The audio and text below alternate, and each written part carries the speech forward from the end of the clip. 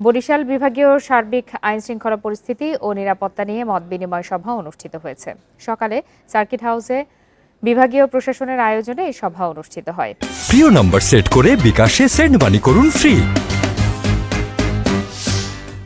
এতে উপস্থিত ছিলেন ৭ পদাতিক ডিভিশনের GOC major general Abdul Kaiyum Molla. তিনি বলেন, কারো মধ্যে কোনো বিভেদ না রেখে দল মত নির্বিশেষে সবাইকে শান্তিপূর্ণ পরিবেশ বজায় রাখতে হবে।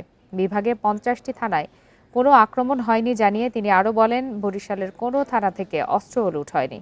এজন্য প্রশাসন ও শিক্ষার্থীদের প্রতি কৃতজ্ঞতা প্রকাশ করেন তিনি। আমাদের থানাগুলো অক্ষত ছিল, আমাদের একটা অস্ত্র হারায়নি, আমাদের আইনশৃঙ্খলা রক্ষকের বাইরের গায়ে কোনো আঁচড় পড়েনি। সেই বিবেচনায় আমি মনে করি যে বাংলাদেশের সার্বিক প্রেক্ষিতে আমাদের বরিশাল বিভাগটা অন্যান্য বিভাগের চাইতে